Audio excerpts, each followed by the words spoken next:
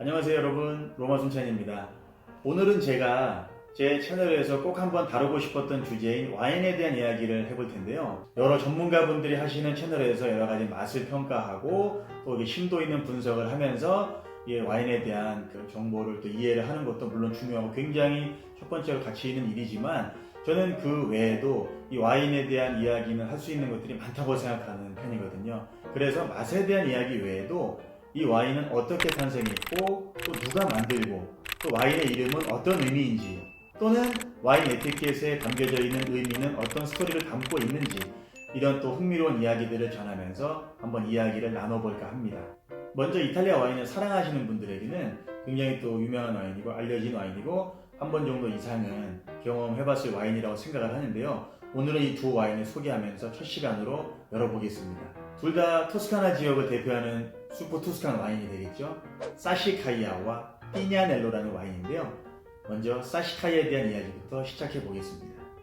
그런데 이 와인에 대한 이야기를 시작하려면 우리가 한 사람의 이야기를 들어보지 않을 수가 없는데요.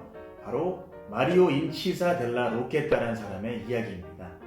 마리오 인치사 델라 로케타, 이게 이름이 좀 복잡하고 기니까 앞으로 마리오라고 얘기할게요. 이 마리오라는 사람은요 1899년, 그러니까 19세기의 마지막 해에 태어난 남자거든요. 이 사람은 원래는 피에몬테 귀족 출신의 가문이었는데 어머니가 로마 사람이었던 관계로 1899년 로마에서 태어나고 유년 시절 상당 부분을 로마에서 지내게 됩니다. 그리고 어렸을 때부터 이 마리오에게는 두 가지 큰 관심 분야가 있었다고 하는데요.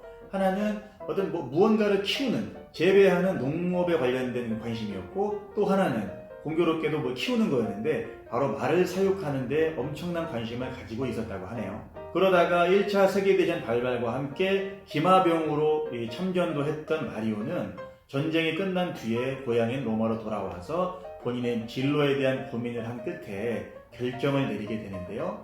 바로 피사 대학 농경학부로의 진학이었습니다.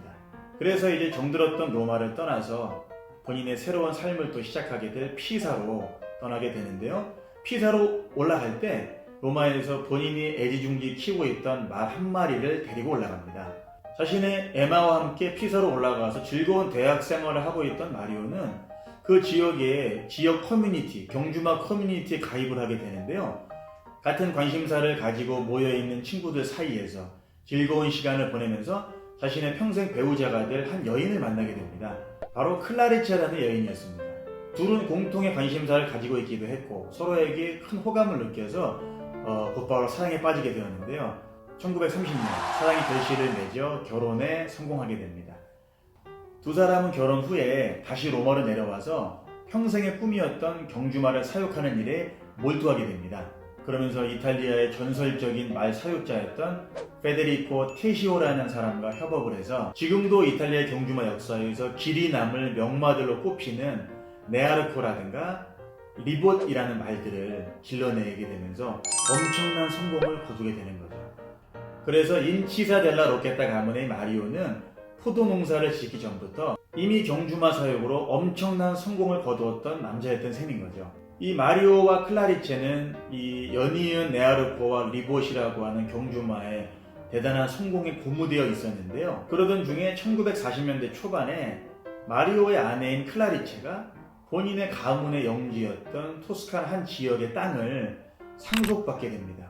둘은 고민 끝에 로마에서의 삶을 정리하고 새로운 삶을 개척하기 위해서 물려받은 그 땅이 있는 곳으로 향하게 됩니다. 바로 토스카나 볼게리 지역이었죠. 볼게리 지역에 도착해서 물려받은 땅에 새로운 보금자리를 마련한 그들은 아내인 클라리체의 델라 게라르데스카 가문의 선조이자 성인인 귀도 성인의 이름을 따서 귀도 성인의 땅이라는 의미로 테노타 산 귀도라는 이름을 붙입니다. 이 볼게리 테노타 산 귀도에 들어온 지 얼마 되지 않아서 이 지역을 좀 돌아보던 마리오는 놀랍게도 한 가지 재미있는 사실을 발견하게 되는데요. 바로 이 지역에 갸갈이 많다는 거였습니다. 원래 피에몬테 귀족 출신 가문이었던 만큼 어렸을 때부터 보르도의 귀한 와인들을 접할 기회가 많았고 본인 스스로가 보르도 와인의 열렬한 애호가로서 샤또 무통 로실트 같은 와인들은 과연 어떻게 만들어질까에 대한 연구를 스스로 해볼 정도로 깊은 와인에 대한 관심을 두고 있던 마리오는 본인의 때누타 산 귀도의 자갈이 많은 그 토양이 보르도 지역의 그라브, 이탈리아 말로는 그라베라고 할지 모르겠는데 프랑스 말로는 그 하브라고나 할까요? 이건 나중에 프랑스 가이드분들한테 한번 다시 여쭤볼게요. 그 프랑스 보르도에서 또 굉장히 유명하고 중요한 와인들을 생산하고 있는 그라브 지역의 자갈이 많은 그 토양과 매우 흡사하고 유사하다는 사실을 알게 됩니다. 이 사실에 굉장히 흥미를 느끼고 고무되었던 마리오는 자갈이 많았던 자신의 때누타 산 귀도 땅에다가 프랑스 보르도의 토착 품종이었던 까베르네 소비뇽과 까베르네 프랑을 들여와 심으면서 자신만의 와인을 만드는 실험을 시작합니다. 그 당시에 이탈리아 땅에, 그것도 토스카나 땅에 보르도 품종을 심는다는 것은 굉장히 혁신적이고 실험적인 일이기도 했습니다. 1942년부터 시작된 실험의 결과로 1944년과 45년쯤 첫 번째 와인이 나오게 되는데요. 토스카나 땅에서 재배된 최초의 프랑스 보르도 품종의 와인이었습니다. 그런데 흥미로운 사실은 1945년 무렵부터 생산된 이 와인들은 사실은 시판용이라기보다는 가족들이 소비하는, 가족들만을 위한 가족 행사용 와인이었는데요. 대략 1945년부터 1967년까지 약 22년간은 외부에는 알려지지 않고 그들만을 위한 와인으로만 생산되었습니다. 그런데 이 마리오는 20여 년 가까이 본인의 가족들만을 위한 와인을 만들긴 했지만 토스카나 땅에 심어서 생산했던 이 보르도 품종의 와인들이 과연 세간에 어떤 평가를 받을지 궁금하지 않았을까요? 그래서 마리오는 궁금증을 해결하기 위해서 와인 전문가들이나 평론가 또 그 지역의 와인을 생산하고 있던 사람들에게 이 와인의 어떤 평가를 부탁했다고 합니다. 하지만 돌아왔던 건 시련에 가까운 호평들 뿐이었는데요. 그럼에도 불구하고 마리오는 좌절하거나 포기하지 않고 계속해서 포도농사를 이어나갑니다.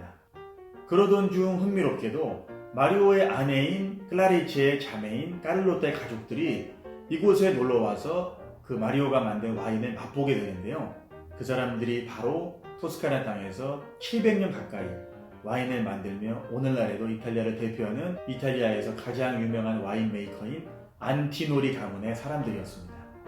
우연치고는 너무 흥미롭지 않나요?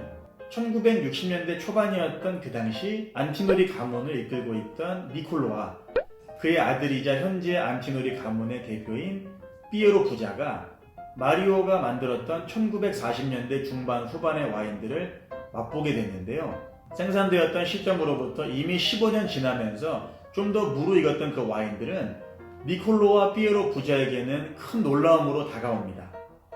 가까운 가족의 이 실험적인 와인에 큰 관심과 흥미를 가지게 된 이 안티노리 사람들은 마리오를 적극적으로 설득을 해서 이 와인을 시판하자고 이야기하는데요.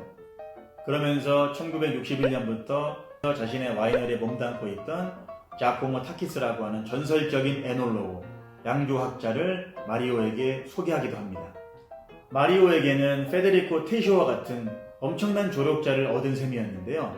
둘은 의기투합한 끝에 1968년 최초의 상업 빈티지이자 역사 속에 길이 남는 사시카이아 첫 번째 빈티지를 세상에 내놓게 됩니다. 하지만 1968년 와인이 출시되었을 때는요, 이탈리아 와인 등급 규정인 DOC 등급에는 없는 카테고리였기 때문에 가장 낮은 등급인 테이블 와인으로 취급되기도 했는데요. 그 이후에도 등급에 상관없이 본인만의 길을 꿋꿋이 걸어갔던 사시카이아는 결국 DOC 등급을 획득하게 되고 지금 현재는 볼게리 사시카이아 DOC라고 하는 독자적인 등급을 획득하면서 큰 기쁨을 누리게 되었습니다. 한 가지 너무 아쉬운 점은 이 와인을 탄생시켰던 마리오 인치사 델라 로케타는 DOC 등급을 받기 전에 이미 타계했기 때문에 하늘에서 그 이야기를 보면서 굉장히 흐뭇해하지 않았을까라는 생각입니다.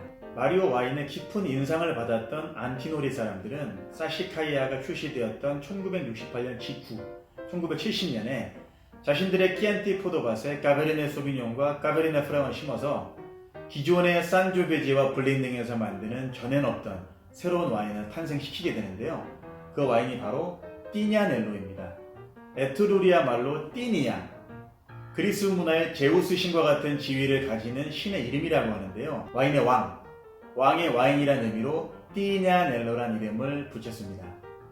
이 와인들을 소개하면서 혁신, 열정, 끈기라는 새삼스러운 말들을 한번 떠올려 봤는데요. 저도 쉽진 않겠지만 항상 틀에 박힌 사고를 좀 벗어나서 또 남들이 알아주지 않아도 꾸준하게 나만의 무언가를 만들어가는 사람으로 성장해보기를 기대해봅니다.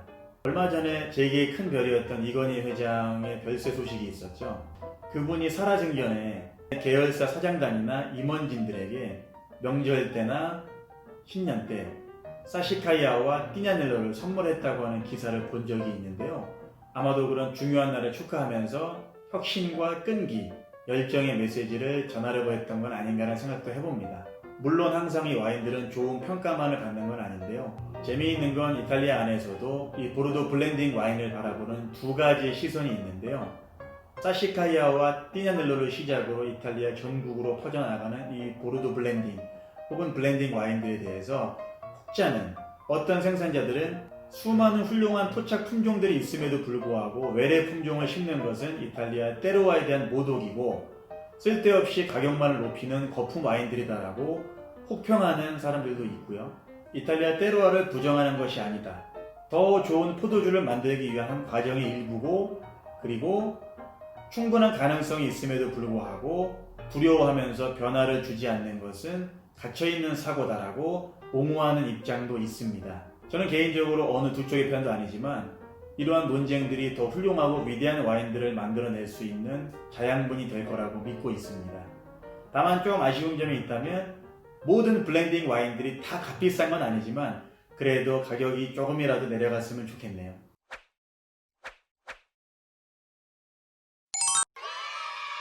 자, 우리가 와인을 사거나 볼 때 와인의 최소한의 정보, 그리고 가장 중요한 내용들을 담고 있는 얼굴이 와인 라벨이죠. 이거를 와인 에티켓이라고도 하는데요. 제가 사시카이아 에티켓을 한번 잠깐 보겠습니다. 오늘 소개해드린 와인이니까요. 먼저 와인병 굉장히 넓은 부분에 에티켓이 붙어 있고 에티켓 위쪽에는 인치사 델라 로케타 가문의 상징 중에 하나가 이제 붙어 있거든요. 별 모양이기도 하고 나침반 모양의 같은 그 장식이 붙어 있는데 이 장식 보라색 바탕에 황금색 별 같은 모양의 장식을 가운데 두고 여기 둘레 마르케지 인치사 델라 로케타. 그래서 인치사 델라 로케타가 가문 이름인데요. 마르케지는 5등작이라는 그 유럽의 자기 등급 중에서 두 번째로 높은 등급이죠. 그래서 남작, 자작, 백작, 후작, 공작인데 마르케지 후작입니다. 그래서 가문에 내려오는 전통적인 작위가 후작이기 때문에 인치사 델라 로케타 후작 가문이라고 써있는 이름을 보실 수 있는 거죠. 그리고 이제 말씀드린 것처럼 사소, 이탈리아 말로 사소가 돌, 자갈이란 뜻인데 자갈이 많은 밭, 자갈이 많은 땅, 돌이 많은 지역이라는 의미에서 포도원 이름이기도 하고요. 와인 이름이 됐습니다. 사시카이아라고 읽고요. 이 이름이 금색으로도 굉장히 고급스럽게 새겨져 있는 걸 보실 수 있어요. 저는 사실은 사시카이아를 많이 먹어보진 못했고요. 3병 정도 마셔봤는데 제가 가지고 있는 지금까지 남아서 소장하고 있는 병은 2010년 빈티지 적혀 있는 거죠. 그리고 이게 밑에 작은 글씨부터 본다면 Denominazione di Origine Controllata라고 해서 이게 이제 DOC 등급을 알려주는 표기인데 이 표기되는 게 보통 큰 단위의 지역들에 많이 지정이 되는데요. 아까 말씀드린 것처럼 이 사시카이아는 이 포도밭, 단일 포도밭 자체의 독립적인 DOC를 가지고 있는 굉장한 영예를 가지고 있거든요. 그래서 일반적인 DOC 등급이 아니라 볼게리 사시카이아 DOC 이 관련된 내용을 여기서 이제 볼 수 있습니다. 이걸 이제 마리오 인치사 델라 로케타가 봤다면 굉장히 좀 기뻐했을 것 같은데요. 아쉽게도 그분 살아생전에 보지 못하고 그분 돌아가시고 이제 94년도에 지정이 되었다고 합니다. 그리고 임보틸리아토는 이 버틀드예요. 그래서 이제 임버틀드에서 병입이 됐다. 병에 와인을 집어넣었다는 뜻이 되겠죠. 그래서 알 오리지네는 원산지에서 병입이 됐고 그 원산지가 보시는 것처럼 산 귀도의 땅, 산 귀도의 영지라는 의미의 테누타 산 귀도. 그리고 이 볼게리 지역은 리보르노라는 그 도시 근처에 있는데요. 큰 맥락에서 보면 어쨌든 토스카나죠. 그래서 이탈리아 토스카나주 리보르노현 카스타니에토 까르두치 꼬문에 있는 테누타 산 귀도라는 곳에서 와인을 생산해서 병에 담았다 라고 써있는 이 지역적인 지리적인 정보를 여기에다가 표기해 놓은 걸 보실 수 있습니다. 그래서 이게 뭐 일반 노멀 보틀이기 때문에 750ml라고 하는 용량도 보여주고 있고, 이탈리아에 생산된 와인입니다 라고 써있는 프로도토 인 이탈리아, 그리고 와인 컨텐트는 13.5% 볼륨이 들어가 있다는 것을 보시면서 제가 드린 이야기와 함께 와인에 대한 전반적인 정보를 한번 확인해 보시길 바라고요. 한국에서도 가격은 굉장히 높은 편에 속하지만 꼭 한번 경험해 볼 만한 이탈리아를 대표하는 와인이니까요. 한번 가까운 좋은 분들과 함께 돈을 모아서 시간을 내서 한번 꼭 투자해서 드셔보시기 바랍니다. 자, 이제 띠냐넬로 와인 에티켓도 잠시 간단하게 한번 살펴볼 텐데요. 저는 개인적으로 이 이름이 참 마음에 드는 것 같아요. 띠냐넬로. 아까 말씀드린 것처럼 에트루리아 문화에서 이제 그리스 제우스 신과 같은 지위의 신이 띠니아라고 했죠. 그래서 제왕의 와인 혹은 와인의 제왕이란 의미로 띠냐넬로란 이름을 붙였습니다. 그리고 2011년 빈티지라고 써있는 연도 표시가 보이실 거고요. 그리고 안티노리 가문의 문장이 있고, 이 안티노리 가문도 앞서 우리가 봤던 인치사 델라 로케타 가문처럼 가문의 자귀가 이 후작 자귀거든요. 마르케지. 저기도 보시면 마르케지 안티노리라고 써있는, 또 그 밑에 1385년부터 이 와인 농사를 짓기 시작했다라고 써있는 이런 이탈리아어지만 간단한 글귀들을 보실 수가 있습니다. 그리고 밑에 또 다시 한번 안티노리 가문의 문장이 나오면서, 이 작은 글씨 보이세요 여러분? 약간 초점이 여기도 이 아라비아 숫자로 26이라고 써있고 제네라치온이라고 써있는데요. 이게 제네라치온이 영어로 제너레이션스입니다. 그래서 26세대, 26대 이어서 와인을 만들고 있는, 언제부터일까요? 여기 써있죠. 1385년부터 2020년 지금까지 굉장히 오랜 시간 동안에 와인을 전문적으로 이제 생산하고 있는 피렌체 출신의 토스카나 대표, 이탈리아를 대표하는 와이너리라고 보시면 되는데요.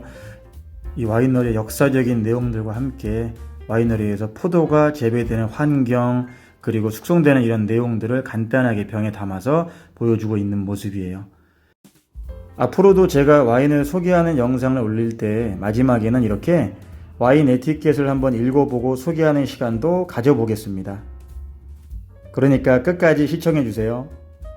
다음에도 재미있는 와인 이야기로 찾아오겠습니다. 영상이 흥미로웠다면 구독과 좋아요, 알람 설정, 그리고 댓글로 소통 부탁드릴게요 여러분.